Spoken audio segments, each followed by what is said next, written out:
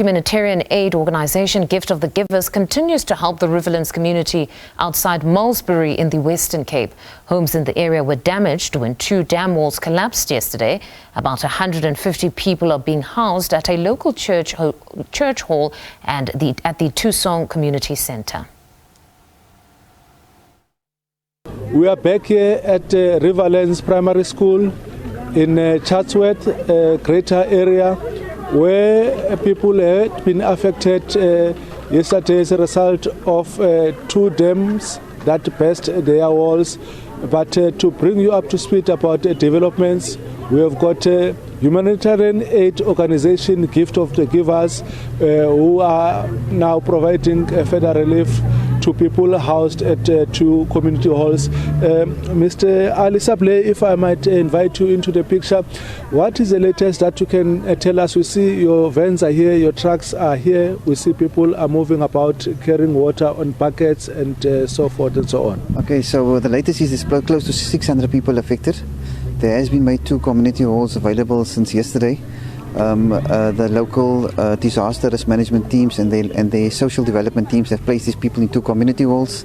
Gift of the Givers teams on the ground to provide humanitarian aid not only to the people in community halls but to those partially affected as well, because remember, these people have lost everything. There's no electricity, there's no clean drinking water, so it's impossible for them to make food and to feed their families. So we are playing that role in providing their daily meals on a daily basis. We have provided blankets, as all their belongings are completely drenched and washed out.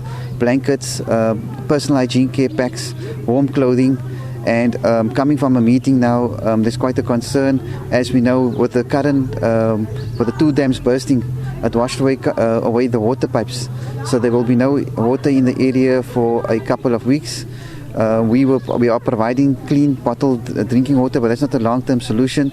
We are trying to source our water tankers, which are currently busy in other provinces. We could see if we could steal maybe 1 or 2 from those provinces just to assist those communities. As we know, it's 3 areas: Tassenberg, Riverlands, and Chatsworth. Well, we've been doing that since yesterday, and you just mentioned that this will not go away pretty much soon. What are the people telling you? What is the long-term need from the community perspective? Their main concern is about their houses. When will they go back to their homes? But you could see the extent of the damage walking in the communities yesterday. Some of the roads are washed away. Their belongings is completely destroyed. They do not have insurance. Their main concern is how they're going to restart their lives. It's not easy for them. Some of the elderly people who've been staying in their homes for 50 years, who's dependent on social grants, for them to repair their homes is impossible. So that step would be where relevant government departments would have to come on board. We are there to see to the urgent humanitarian needs. In terms of we will be here for the next 5 to 7 days to see to the immediate needs. There afterwards, in terms of water assistance, we'll carry on with trying to assist the community so long that they don't have clean drinking water. We will provide them with the drinking water. And then afterwards we will sit with the relevant departments to see what other assistance they require. As we know, we are at Riverlands School. There is some damage to some classrooms and to the kitchen, etc.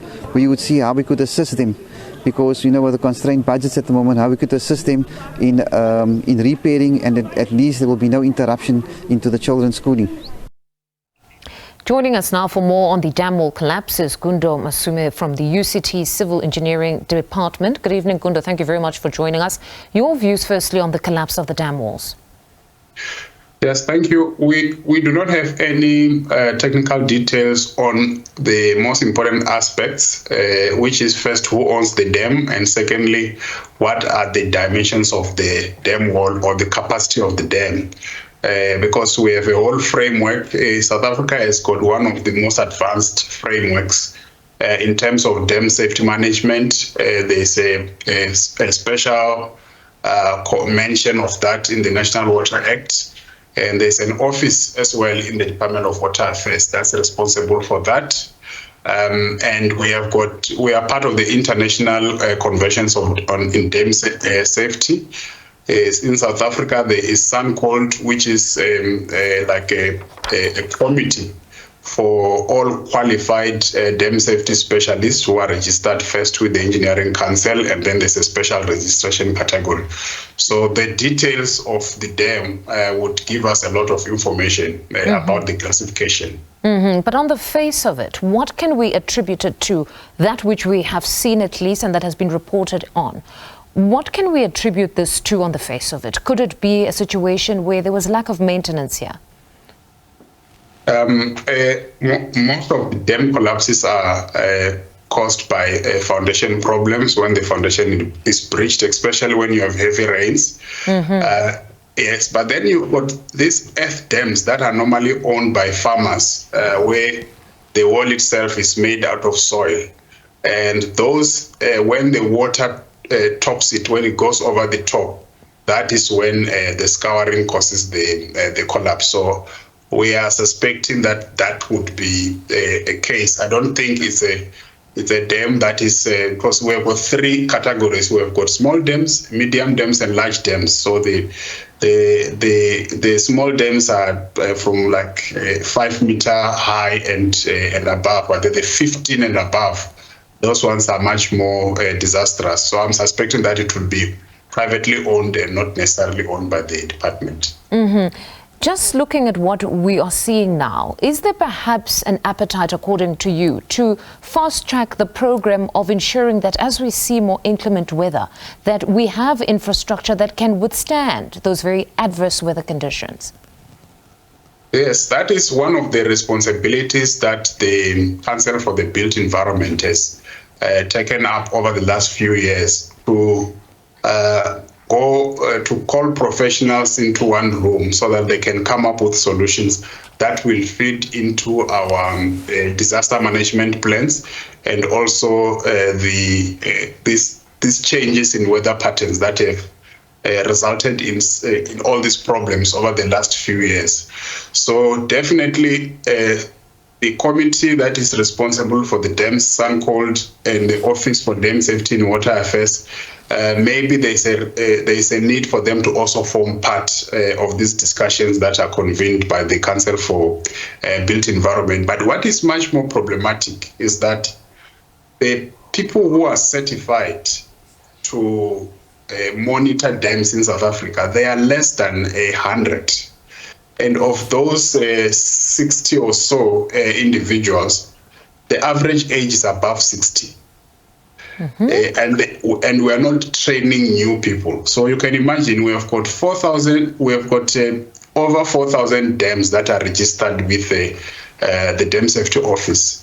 So it means there is a responsibility of almost 30 dams per person, and it's really just not practical. Most of the people are of retirement age.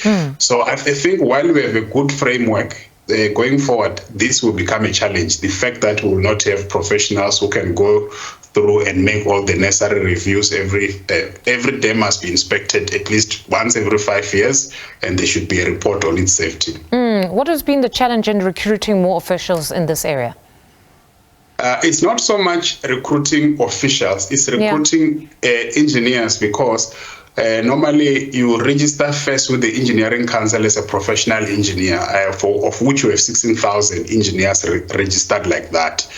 But then there is a now subspecialty where you go through the SANCOLD process with the Engineering Council, where you are now allowed to be a dam safety specialist.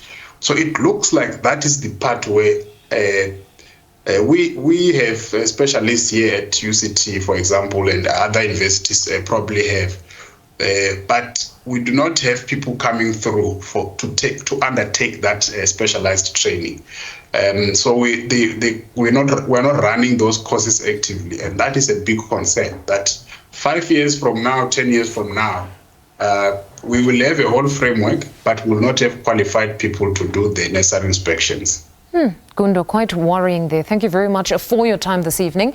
That was Gundo Maswime from the UCT Civil Engineering Department speaking to us.